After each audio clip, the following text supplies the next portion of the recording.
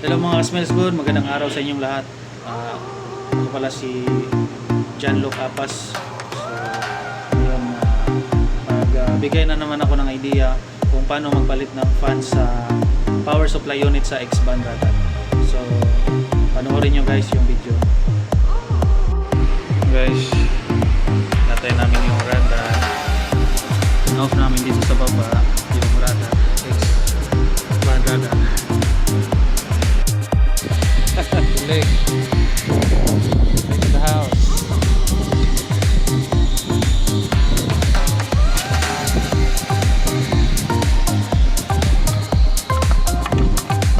Direct yun.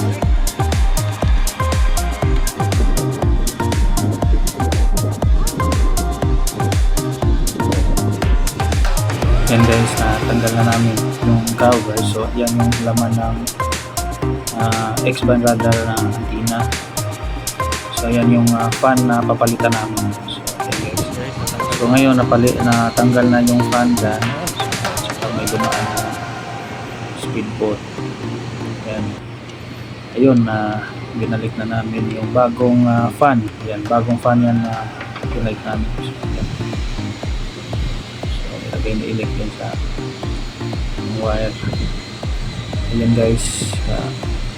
Ganyan lang yung paglagay natin. Dapat kung paano nyo tinanggal yung fan at yung wire na yan, dapat ganun din yung pagbalik. Dapat ipareho nyo para maayos at malinis yung paggawa natin ng trabaho natin. So ayan guys.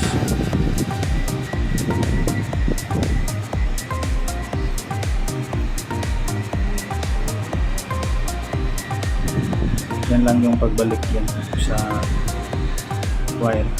So yan.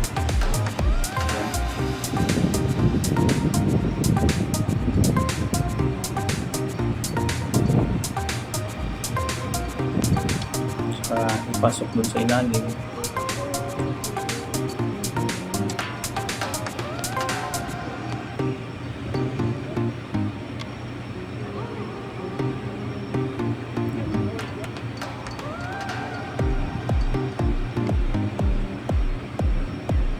Kung saan mo tinanggal, doon mo rin ibalik para hello mga smells good, nandito na naman tayo sa monitor ng X-band radar. So ngayon, kanina hindi ko lang na videohan yung pag switch on ko ulit sa breaker nya. Tsaka ayan, ni switch on ko, tapos may oras na lumabas na ito 1 minute. Medyo binilisan ko lang yung video para ma-shorten yung video, hindi masyadong mahaba. So ngayon fast forward ko yung video kaya mabilis yung counting.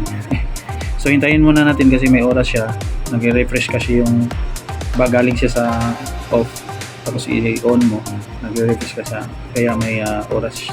So bago natin galawin. So ngayon natapos na at ayan, pwede na natin itong i-reset to 0. So tsaka makita niyo kung paano ko i-reset itong running hours ng fan sa power supply unit fan. So successfully replace na natin yung fan. So need siya i-reset yung running hours to 0. So ayan guys, solve muna natin guys, tapos punta tayo sa menu, tapos punta tayo sa code input. So yan, 0,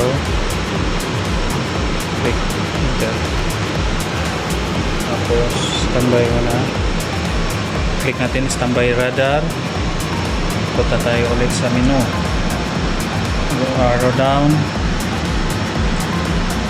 service, tapos hanapin nyo yung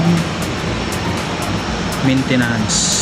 Yan, maintenance 4 seconds. So punta tayo sa radar, click radar, tsaka meron ditong clear fan time, clear text time, clear motor time, clear fan time. So yung fan na palitan na, so ito yung i-clear natin para mag 0 hours, running hours yung 0. So click fan time, completed. So completed na siya guys. So punta tayo sa, close na natin to, punta tayo sa menu ulit, menu, tapos punta, hanapin mo yung maintenance, yan, maintenance, at saka operating time, maintenance, tapos operating time,